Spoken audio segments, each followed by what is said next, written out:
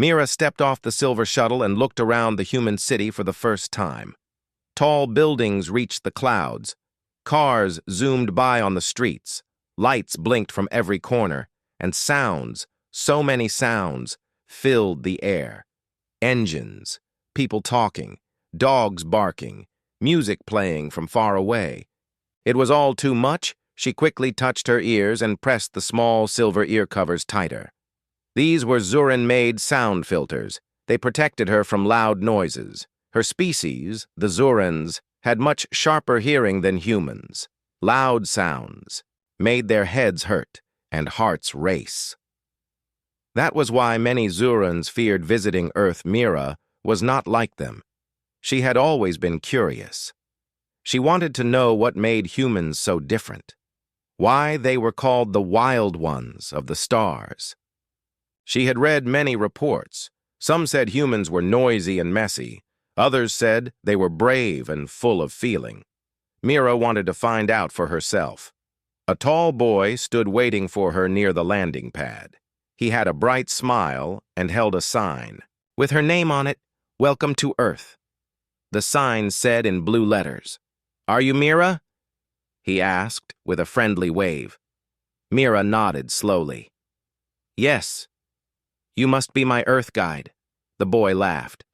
"That's me. I'm Tommy. You can call me that. I'll help. You during your stay here. First time on Earth?" "Yes." "First time leaving Zura?" she answered. "Well then, you're in for an adventure," Tommy said. He grabbed her bag and led her to a small car. On the way, Mira looked at everything. People were walking, talking, laughing. Some had small boxes near their ears playing loud music. Mira flinched a little, but tried not to show it. Tommy noticed and gave a small smile. "Too loud?" he asked. "Just a little. My ears are still adjusting," she said. "No worries. I'll keep things quiet at first. You'll get used to it," Tommy said. As they drove, Tommy pointed out different places. A tall tower called Skyview, a big park with trees, a school where children played. Then he said something that made Mira's ears twitch. "That's the garage. Local band plays there every Friday. Loud stuff." "Very loud," Tommy said with a grin. Mira blinked. "What kind of sounds?" "Hard rock. You ever heard of it?" he asked. She shook her head. "Our scientists warned us. Hard rock is one of the most dangerous human sound forms. They say it can damage Zuran ears." Tommy laughed, but kindly. "It's not dangerous, just loud and full of energy. But don't worry, I won't take you there until you ask for it yourself." "I will never ask for it," Mira said, her voice firm. "Fair enough." Tommy replied. They reached a small house where Mira would stay. It had soft lights and quiet walls. Inside, there were plants and pictures and a gentle hum of something running in the background. Mira found it calm enough that evening. Tommy gave her a small device. "This has music on it, all kinds. You can try the quiet stuff first. No pressure."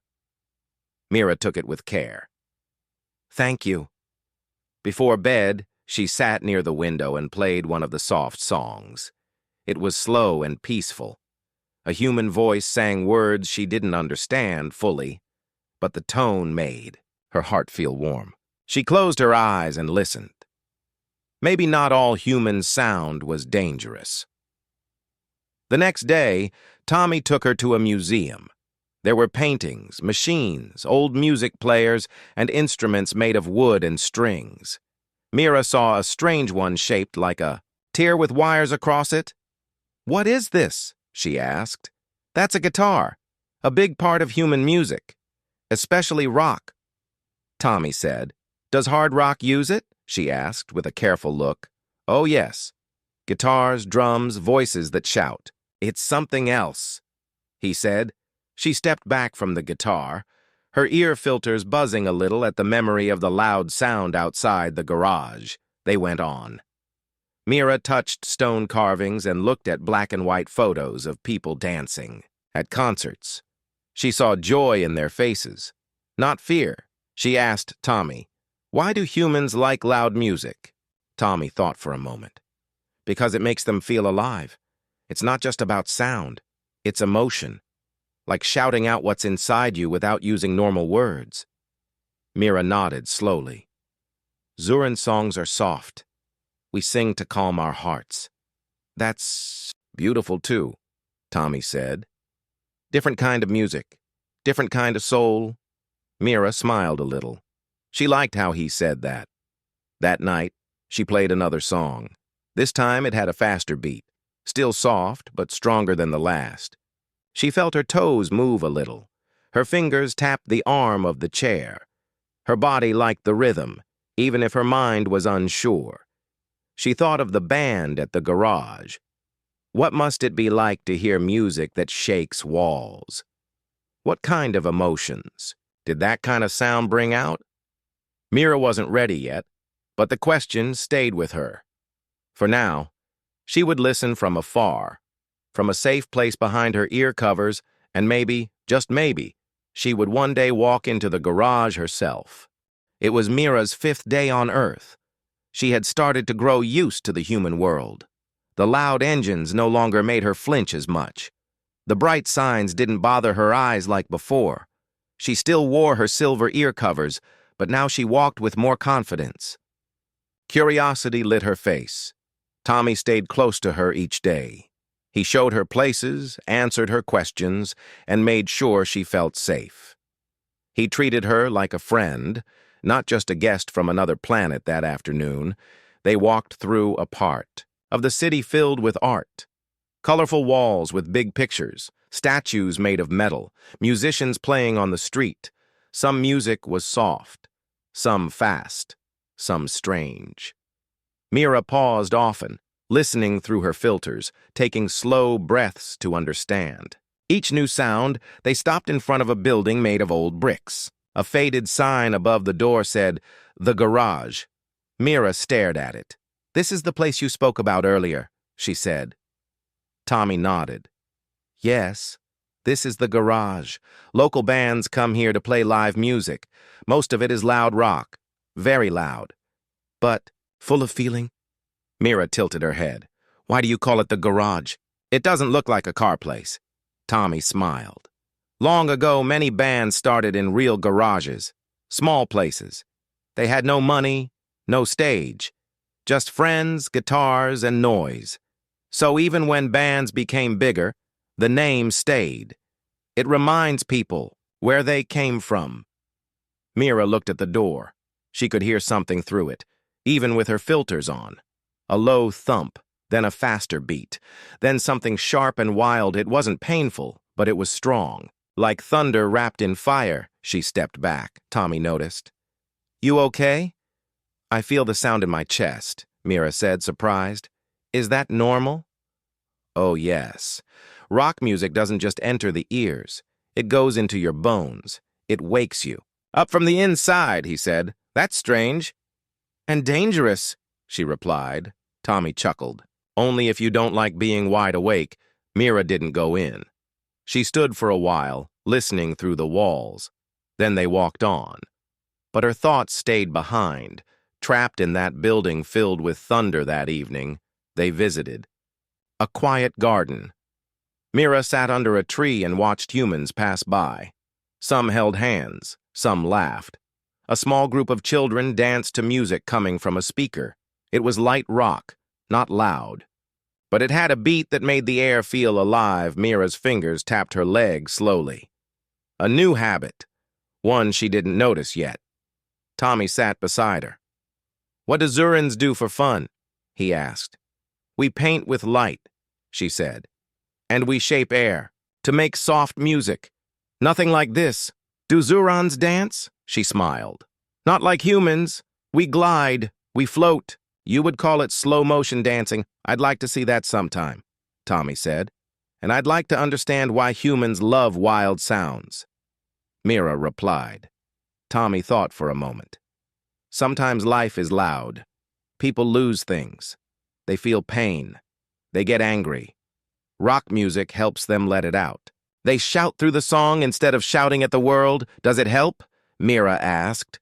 For many, Yes, it helps them feel less alone. Mira looked at the children still dancing. Their faces were full of joy. The music was fast now, and their little feet moved like sparks. Later that night, in her room, Mira picked up the music device again. She searched the files Tommy had given her. This time she picked one marked Light Rock. The music started with soft drums. Then a guitar. Then a voice, low and rough. The song rose slowly, then came a burst of sound, not painful but deep. Mira pressed her hands against her chest. She could feel it again, that thump, that power. The song made her eyes water, not because it hurt, but because it said something. Not with words she understood, but with emotion. A cry, a call, a fire. She didn't stop it. She let the song play to the end. The next morning, Mira looked different. Her walk was slower, thoughtful. Her ears still wore the filters, but she touched them less. Tommy greeted her with his usual smile. "Sleep well?" "I listened to something called Light Rock," she said. Tommy's eyes lit up. "And?" "I didn't expect it to make me feel something, but it did." "That's music for you," Tommy said. She looked at the garage as they passed by again. The door was open this time. A boy stood inside holding a black guitar. He played a fast, heavy tune. Mira's ears twitched, but she didn't step back. "Is that hard rock?" she asked. "Close." "He's just warming up. Show starts tomorrow night," Tommy said. Mira looked at the boy. His face was focused. His fingers moved like lightning. The sound shook the floor. Still, Mira stood still. She whispered, "How do you not fear that kind of power?" Tommy replied. "Because we know it's not here to harm. It's here to heal, to speak, to remind us we're alive." Mira didn't reply. But that night, she added another song to her playlist. Something had changed inside her after listening to that light rock song. She didn't fully understand the words, but the feeling stayed with her. It moved through her like a slow flame. Not dangerous, just warm. She wanted to feel it again. She didn't tell Tommy yet. Not because she was hiding anything, but because she didn't know how to explain it. She still wore her ear filters during the day, but sometimes she lowered the sound barrier just a little when music played nearby. One morning, while sitting in the city park, Mira saw a street band setting up. 4 people, 2 guitars, 1 set of drums, 1 singer with wild hair. They looked excited, full of energy. A few humans gathered to watch. Some clapped even before the music started. Mira stood at a safe distance. Curious, the band began to play. The sound was fast and full. Guitars growled. Drums thundered. The singer shouted into a small black mic. Mira winced at first. The filters blocked most of the loudness, but not the emotion. That still got through. She watched the people around her. Some nodded their heads to the rhythm. Some danced. One old man closed his eyes and smiled like he was remembering something far away. Mira stayed for 3 songs. Then quietly walked away, her heart beating faster than normal. That evening, at home, she found Tommy in the kitchen, humming to himself while making something called grilled cheese. "Tommy," she said, "do you have anything to make loud music? Safe for my ears?" He turned around with a big grin. "I thought you'd never ask," he said. He pulled open a drawer and took out a small, clear box. Inside were soft orange pieces shaped like tiny cones, earplugs, he said. "They don't block all the sound. Just lower it enough so it won't hurt you." Mira took one out and turned it in her fingers. "These are used by humans too?" she asked. "Yeah, when the music gets too loud or when we want to sleep better. You'll still hear everything, just at a lower volume. Think of them like soft pillows for your ears." She smiled at the image. "Can we test them?" she asked. Tommy nodded and walked over to a small speaker. He picked a song and turned the volume to a safe level. Mira put the earplugs in. The music started. This time, It was medium rock. The guitar came first, then drums, then a strong male voice singing about fighting storms and chasing light. Mira stood still, listening with the earplugs in. The sound felt softer but also deeper. She could still hear the beat, still feel the fire in the song, but it didn't hurt. It filled her like a river moving under calm ice. When the song ended, she took the earplugs out. "I felt something in my chest again," she said. "That's the fire," Tommy said. "You're starting to get it now." Mira sat down slowly. "Why? Do you sing about storms and fire?" she asked. Tommy leaned on the table. "Because storms and fire are part of life," he said. "Music helps us deal with them. When we feel sad or angry, we don't always have the words, but we have songs." She looked at the speaker, then back at him. "Can fire be beautiful?" she asked. He nodded without thinking. "Sometimes the most beautiful things are also powerful. You just have to learn how to stand close without getting burned." Mira thought about that for a long time. The next day, Mira asked to visit the garage again, not during a show, just during the day when it was quiet.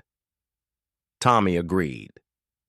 The door was unlocked and the room was empty except for the sound of soft humming from the speakers on the wall. The air smelled like old wood, and Metal Mira walked slowly across the floor. There were wires on the ground, lights above, and a small stage made of black panels. She stepped onto it and stood in the center. Tommy watched from a seat nearby. "What do you think?" he asked. "It feels like standing inside a heartbeat," she replied. He liked that answer.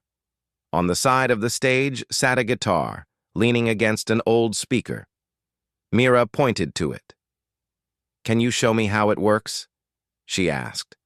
Tommy stood up, picked up the guitar, and sat on a stool. He played a slow pattern first, just a few soft notes. Then he changed the rhythm, faster, stronger, brighter. The sound echoed in the room, but not too loud. Mira stood close, wearing her earplugs. Eyes wide with wonder. "It speaks without words," she said. Tommy handed the guitar to her. "Try it." She looked nervous. "I don't know how." "Just touch the strings. Feel them." Mira sat down and placed the guitar on her lap. Her fingers moved carefully across the strings. The first sound she made was uneven and soft. But it was a sound she had made herself. That made her smile. "It's like shaping air with your hands," she whispered. Tommy nodded. "That's music. That's the start of fire." For the next hour, they stayed there. Tommy played. Mira listened. Then Mira played. Tommy clapped. Mira's fear of human music did not vanish in one day. But something new had started, a spark of choice, and a quiet wish to hear more. The garage was filled with soft lights and people chatting. Posters covered the walls. Some were old and torn, some were bright and new. Each one showed a different band name and a date. The room smelled like warm metal, old wires, and something sweet coming from a snack table in the corner. Mira stood near the back door wearing earplugs and her silver Zuran filters. Her heart was beating faster than usual. She held a small bottle of water in one hand and pressed her other hand to her chest. Tommy stood beside her, calm and smiling. "Are you ready?" he asked. "I don't know," she answered, voice quiet. Leaned closer so only she could hear. "We won't stay the whole night, just one set. If it gets too loud, we leave." "You're in control." Mira looked at the stage. It was not big, just enough space for 4 musicians and their instruments. The lights above blinked slowly. The crowd moved in closer. Some wore band shirts. Some had strange hair. Some had bright paint on their faces. A group of young humans near the front shouted with joy as the band came on stage. The lead singer held a black guitar. His jacket had patches with words Mira didn't know. The drummer stretched his arms. The bassist gave a small bow. The 4th member, a girl with short hair, raised her hand high. Then the lights turned red. The music started, it began, with one guitar note, slow and deep. Then came the drums, steady like a giant walking. Then the bass joined in. The room seemed to shake. Mira felt it in her feet, her legs, her chest. She held her breath. Then the singer opened his mouth and shouted the first line of the song. Mira flinched. Not because it hurt, but because it hit her like a wave of hot air. Her eyes stayed open. Her fingers tightened around the water bottle. She took a small step forward, as if pulled by something unseen. The beat picked up. The lights blinked faster. The crowd moved as one body. Some people raised their hands, some jumped in place. No one stood still except Mira. The sound was everywhere. It touched the floor, the walls, her skin, her bones. And yet it didn't break her. It didn't crush her ears like she had feared all her life. It moved through her like a storm filled with color. She turned to Tommy and said in a low voice, "I thought this would hurt me." "But it doesn't?" he asked.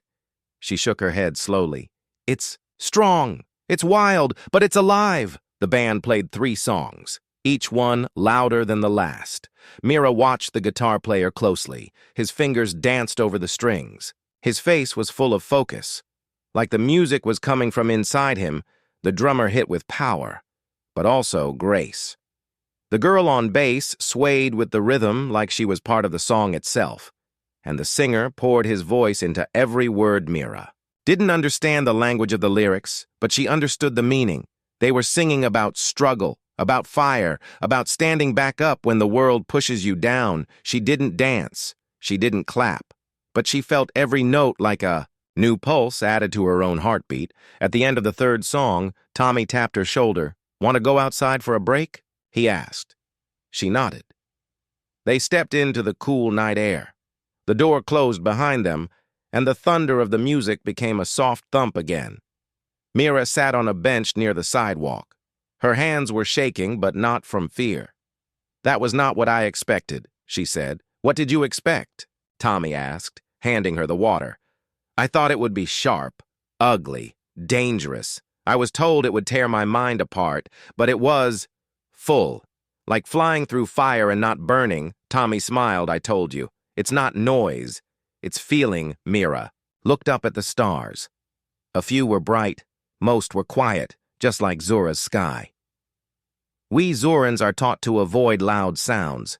But maybe we missed something important. Tommy leaned back on the bench. Some sounds are loud for no reason, but hard rock is different. It shouts because some things can't be whispered. Mira nodded slowly. She pulled out her small music device and scrolled through the files Tommy had given her earlier. "Which of these is closest to what I just heard?" she asked. Tommy pointed to one marked Storm Cry.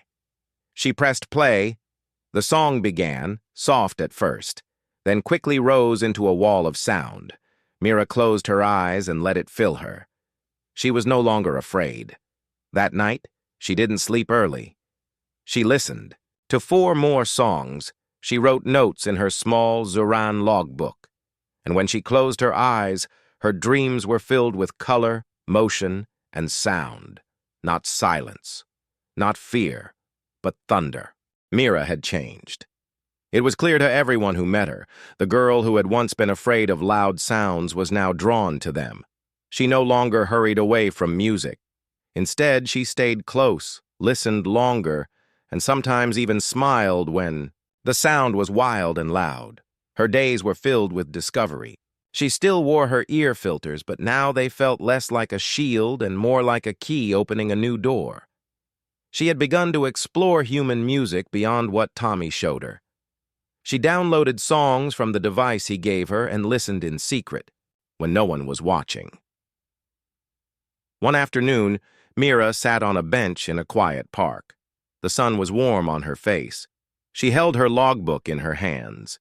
She had started to write about what she felt when she heard different music. Words were hard, but she tried. Suddenly, her device beeped softly. A new song was ready to play. She looked at the title, Screaming Stars. The name made her curious. She put the earplugs in and pressed play. The music started slow. A deep guitar played a long note, then drums joined, strong and steady. The singer's voice was wild, not soft. It felt like shouting to the sky. Mira closed her eyes and let the sound wash over her. She felt her heart beat faster. The music was like a storm, like stars screaming in the night sky.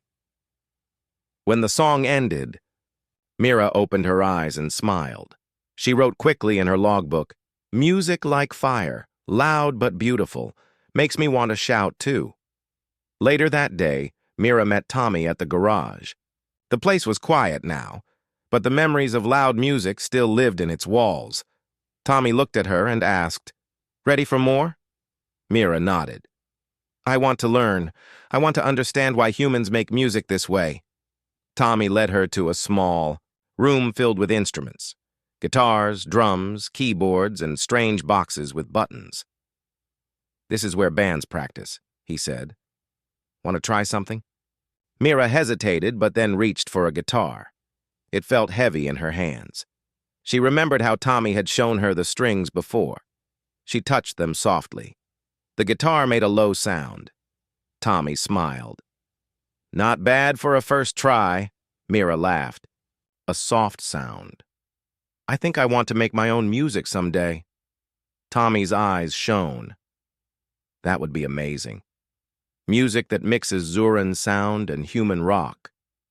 Mira thought about that. She wanted to make something new, something that could bring both worlds together. That night, Mira stayed up late writing in her logbook. She wrote about the music, the feelings, the fire inside her that was growing stronger. She dreamed of a future where she could share her own songs with humans and Zurans alike. She whispered to herself, "Maybe loud music is not the enemy. Maybe it is a friend."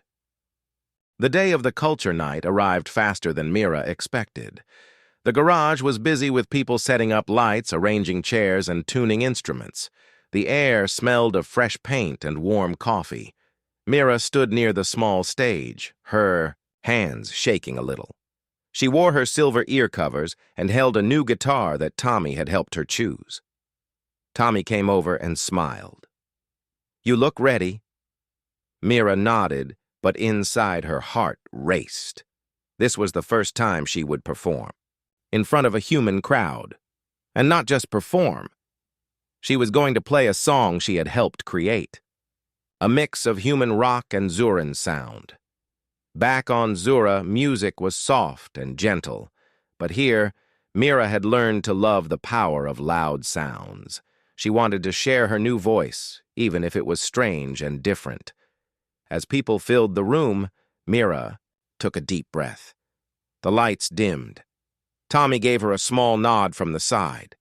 The music began with soft strings, a Zuran melody that floated gently. Then the electric guitar joined in, adding rhythm and strength.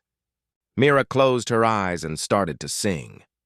Her voice was clear but different. It held the calm of her home world and the fire of Earth's rock. The crowd was quiet at first, surprised by the new sound. Some humans whispered to each other. A few Zurans in the audience watched with wide eyes. Mira's song was strange, but it was honest. As the song grew louder, more instruments joined. Drums thundered like distant storms. A bass guitar rumbled like the heartbeat of the universe. Mira moved with the music, her fingers dancing on the strings. When the last note faded, the room stayed silent for a moment. Then applause broke out. People cheered and clapped. Some smiled. A few even stood up.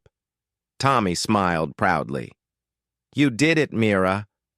Mira looked around and felt a warm glow inside.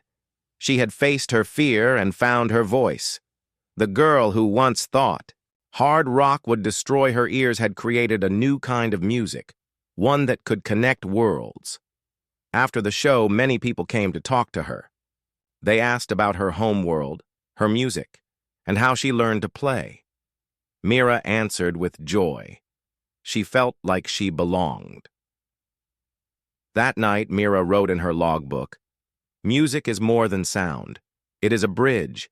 It carries fire from one heart to another.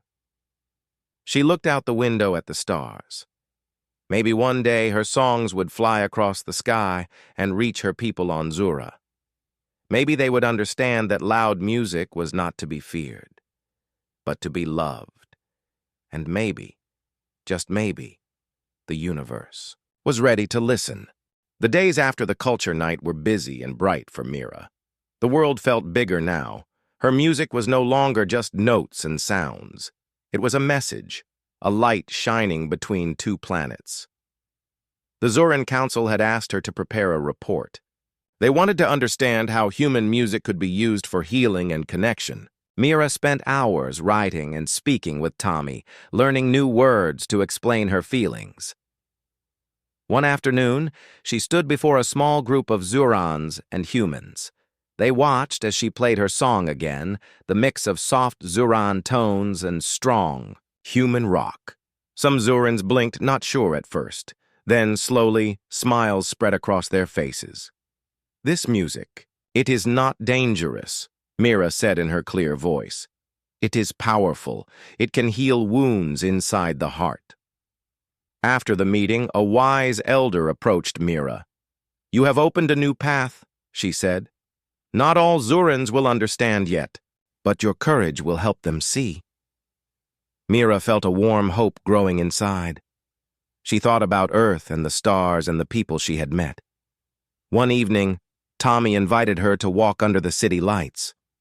They talked about dreams, fears, and the future. "You have changed more than just your ears," Tommy said softly. "You have changed your soul." Mira smiled.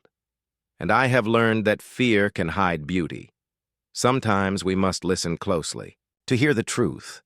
Their friendship had grown deep, gentle, and full of trust. Tommy took her hand and she did not pull away. She was no longer just the alien girl afraid of sound. She was a traveler, a creator, a bridge between worlds. The stars above twinkled like the first notes of a song waiting to be played. Mira closed her eyes and felt the music inside her. The fire was no longer scary. It was home.